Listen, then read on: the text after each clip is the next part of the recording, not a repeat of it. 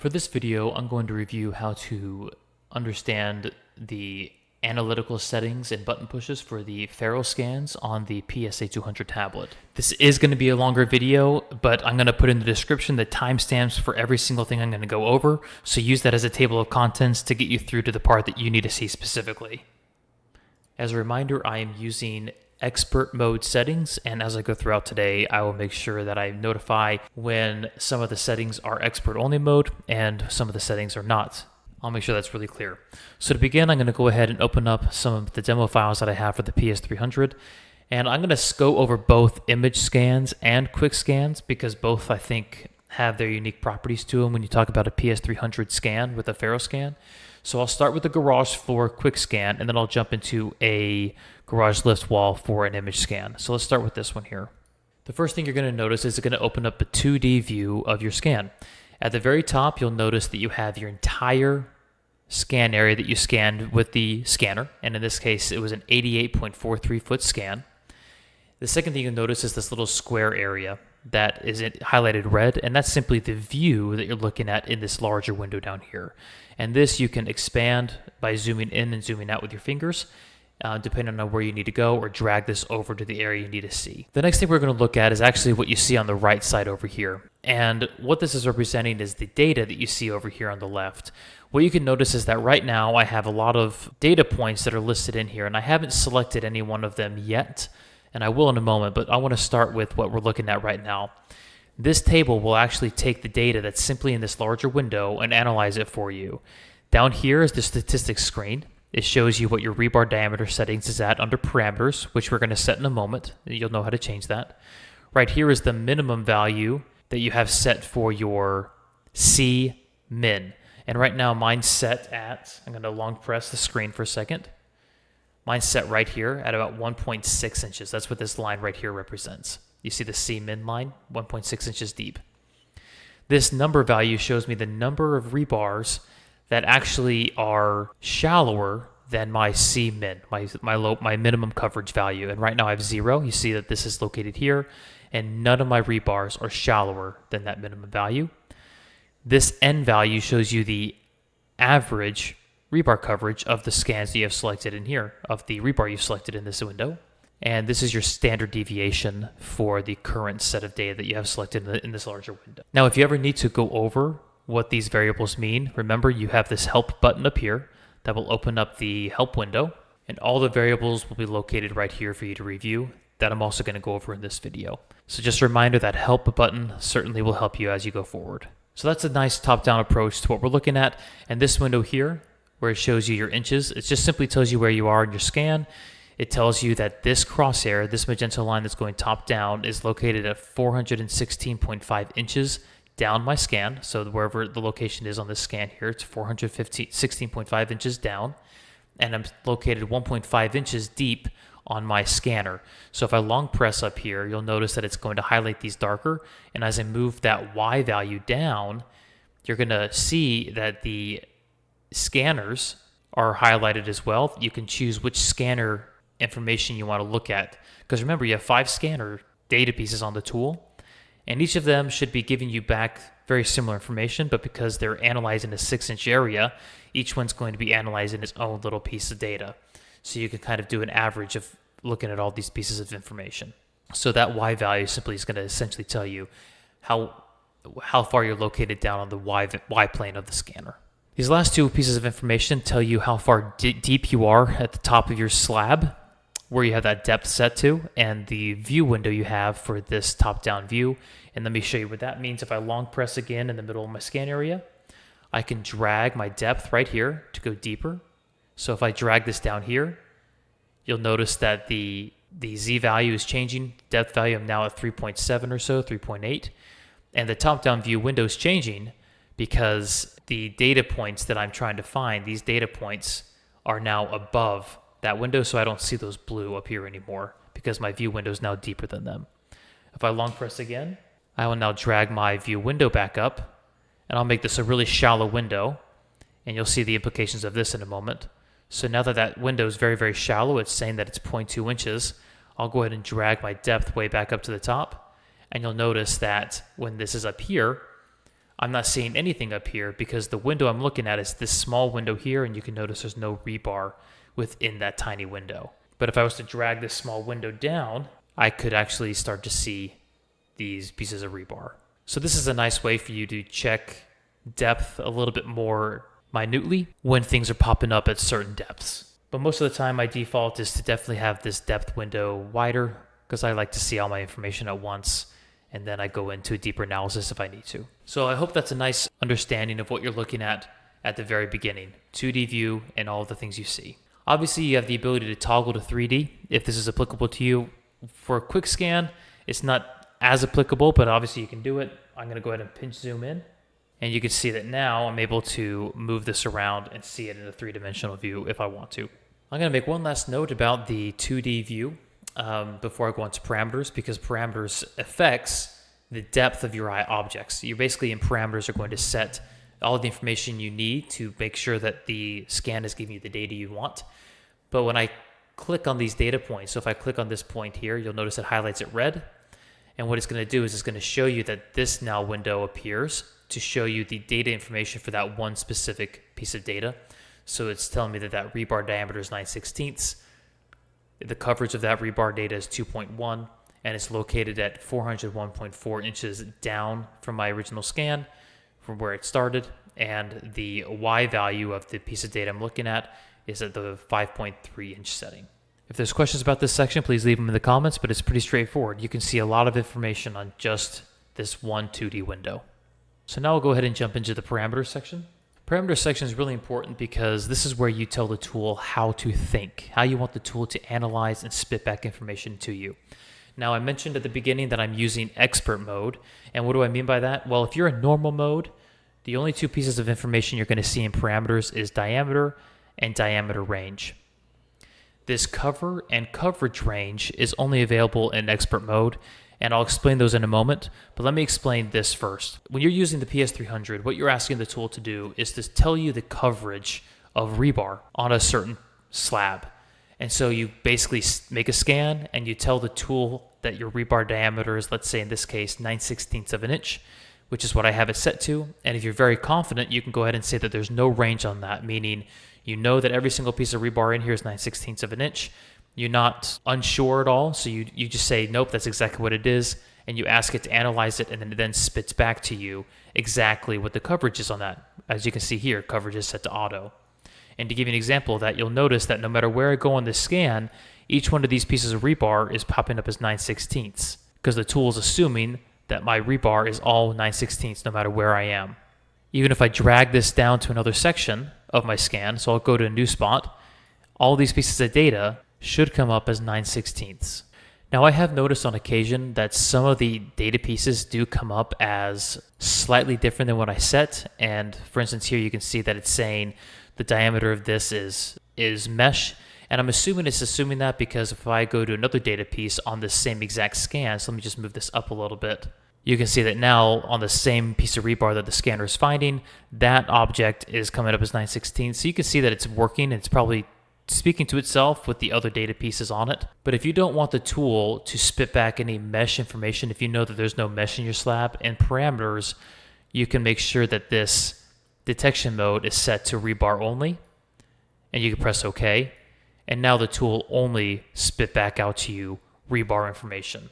The only time I notice it gives me mesh information is when I have my rebar diameter settings set to pretty low. Parts of the Y value, certain scans are coming out as rebar, and others sometimes might come out as mesh. But all the time, if I know that it's all rebar and not mesh at all, I can go to my parameters and go ahead and tell it to look for only rebar, and it'll come back and tell me. So that's the first way that you're going to be using this. You can set your diameter to whatever you know the diameter to be, and it'll come out with the appropriate coverage. Now, just to make sure I'm clear, let's say that I did change my diameter value. I'm going to go ahead and change it to a higher number, 1 inch and 1/32. I'll say OK. And here you're going to see that the tool is still recognizing each one of these data points as that new value. But what you notice changes is this value right here, the coverage. So just to make sure you understand this point, all I'm doing is giving the tool numbers that it can do mathematics with. The tool already knows what the magnetic wave information is when it actually did the scan, so it already knows what the wave looks like when it went into the scan. What I do is I go to parameters and I say, okay, you already have the wave. Here's the diameter of the rebar. Once it knows the diameter, it then applies that to the wave. And using those two pieces of information, it does mathematics to spit out the coverage. As I change this diameter, because the wave isn't changing, the coverage is going to change as the diameter changes appropriately. So that's all the tool's doing. I hope that makes sense. So your coverages will change as you change the diameter because of that mathematical relationship that they have between each other. So that's why I'm seeing a coverage change here, because now I'm telling it that that same magnetic symbol, instead of it hitting a smaller bar, it's hitting a larger bar. If there's questions on that, please leave it in the comments. Happy to explain further, but it's a simple algebraic formula that it's using in the background. So now what I'll do is I'll show you the expert mode, and this is where it gets a little bit different. And I want to make sure I make a note here. It is easier, in my opinion, to use expert mode when you have the PC software, mainly because if you see here the coverage, I can set to auto, and that's me basically telling the tool to spit back out the coverage, like let it just tell me what the coverage is. There is actually not an auto button for a diameter. So how this works is if I want the tool to tell me what the diameter should be rather than what the coverage, what I need to do is I need to tell the tool what the coverage is. So let's say in this scan, I know that the rebars are all set to 2 inches deep in my slab, and I know that to be sure.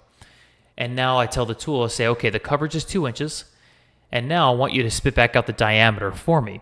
Well, because there's not an auto button, what I'm going to do is I'm going to set my diameter to around 1 inch, and I'll go ahead and increase my diameter range all the way up to the highest it can go, meaning that it's going to spit back any value that's 1 inch plus or minus 2 inches. So obviously it's going to cover the entire range. Okay, so I have it all set down. I'm telling the tool what the coverage is. I'm telling the tool that basically spit back at whatever diameter it finds to be. Now I'll say okay.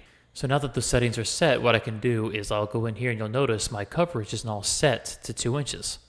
Again, this is just a mathematical algebraic formula. And because of that, the rebar is going to now be spit back as to what the tool is assuming that rebar to be. So as I click on here, this rebar is 3/8. This rebar is 5/16. I can go ahead and go down to another section of my scan. We have another 5/16 rebar. Okay, so it's essentially giving me information based off the information I'm telling it to look for. So if I tell it to look for, if I tell it that 2 inches is the rebar coverage, it's going to tell me what the rebar diameter will be if every single piece of rebar it's hitting is indeed 2 inches deep. But again, most of the time how I'm using this is I know the diameter that the rebar is in the slab, and I need it to auto-detect what the coverage is. Now, one last thing I'll show you is some tips and tricks on what to do if you are unsure about read the bar diameter and you're unsure about coverage and you want to just get the best results you can. What are some things you can do when you scan and analyze the data to get the best results? I'm going to go to the help button. And I'm going to go ahead and go down to this instructions for use for the PS300 FaroScan. And in here, you're going to see some options for help regarding several different options. And what I recommend you do is go through each of these special help options to just get some ideas of what you can do to get the best results for your scan. So for instance, reinforcement structures with significantly different diameters. It tells you the step-by-step cover things you need to do to get the best results as possible. And in this case, for instance, reinforcement structures with significantly different diameters, you can actually, they're asking you to use the expert mode to determine the coverage as best as possible by exploratory drillings or by measuring it some other way, and then using that coverage and the range associated with that coverage within your parameters. Or you can set a larger range on the diameters. So I just suggest that you go through this, try your best to understand how you might be able to use these. And what you notice here is that in every single situation where the rebar of the diameter is unknown, just remember it says extend the range of the diameter. If you don't know what it is, let the tool work with a specific range that you feel comfortable giving it so it can spit back the appropriate diameter for you. So I hope this helps. Again, just go through it and see if it helps. This next section is visualization. You have essentially 3 ways of visualizing your data: standard, analyzed, and not analyzed. I almost never deviate from standard, and that's simply because standard is going to show you the black or gray areas of your scan as well as the blue verified data of your scan. And just so you understand, verified means that the scan was able to get a clean reading and get a clean, I guess you can call it a magnetic wave from that information, where it's able to actually analyze it and interpret it well. This lighter gray is also your analyzed data. This lighter gray simply means that it was able to hit it, but it's not able to interpret as clearly because of whatever underlying reason it might have been. Perhaps it was a eroded bar, or it was too close to another piece of metal, something like that. But that's all that gray means. Blue means it's a good reading. Gray means it's a semi-okay reading. And then black, this darker area here, means that it's finding an object, but it's not able to analyze it at all. And so standard, and then if you go to analyzed, you can see it's only keeping the data that it's analyzing. And then of course not analyzed will show you the objects that it's finding, but it's not able to talk about or give you data on. That's all it is. This grid is pretty self-explanatory, but if I turn this off, you'll notice that this down here is going to go away, as well as the depth markers on the right side. So I usually keep that on. Doesn't bother me to keep it on, and I like to see those things. And finally, we have the Extras tab. I will refer you to the video I made before for these objects, but I'll review really quickly. Create icon will make the image that you see here the actual icon for this scan on your scanner. When you go to click the file again, create PDF is going to take this image, and all it's going to do is make a PDF for you that you can use and edit later. Again, I'd recommend that you use ilovepdf.com to do any PDF to Word conversions. If you are using this to export your data, it is usually easier to use the PC software to do the export, because you can actually export it as a Word document. So this is going to show you a lot of information. It's going to basically take the segment that you have selected, and it's going to give you the information that you have on that segment. So you can see here the rebar settings you have set, your coverage settings you have set, your range you have set, and even annotation. Now let me make a comment about these annotations here. I know you can see these annotations. What I did is, this project that I'm working on is an export from Profis Detection, the PC software, into the tablet. And so the annotations do transfer over, and you can actually see where they're annotated at on the scan in here. But one of the limitations of using the tablet is you cannot add annotations like this on the tablet. You actually have to do this annotation on the PC software, which the description's in the video of how to do that. But that's important for you to know, and that you can actually export and transfer projects from the PC software into this software and vice versa, and that data isn't going to be lost. Now there's one more part of Extras, which is this reset zoom. If I click it in 2D mode, it's going to actually reset the zoom of my QuickScan back to the furthest extent possible. And of course, if I go to 3D and I'm using 3D and I'm spinning this, when I press reset zoom, it's going to simply put that back down to normal top-down view. Now, when you are in 3D mode, you can also do a 3D export, and it's going to save it as an X3D file type, which you can see here. And this can be opened with a 3D viewer that you install. There's free ones available, and you can see an example of me using an X3D file in the previous video when I'm reviewing how to use this tablet for the PS1000. So I hope that's a comprehensive understanding of how you can use the PSA 200 to look at quick scans. But now we're going to do one final thing and show you the differences of looking at an image scan for the PS300 on this tablet as well. So for this, I'm going to open up this garage lift wall image scan. Now you can already see some of the changes to the information available to you. For instance, you don't see down here the statistical data for a specific range of a scan because I'm not in quick scan mode. But let me show you how the parameters have changed, because now you're dealing with both horizontal and vertical information. So the tool needs to know the information for both horizontal and vertical bars. So if I go to parameters, you're going to see that, again, I have expert mode turned on. So you have your diameter settings for your horizontal bars, diameter settings for your vertical bars, and coverage settings for your vertical and horizontal bars as well. So that's why it looks like a lot of information, but it's the exact same thing as the previous. It's just adding horizontal/vertical variables. So you will need to update that if you want to get accurate depth information on your side views that you see over here. Visualization is also basically the same as well. The only thing that's been added is the ability to turn the cross section on and off. So if you don't need to see these views, I can turn that off and just see it full view like that for top down.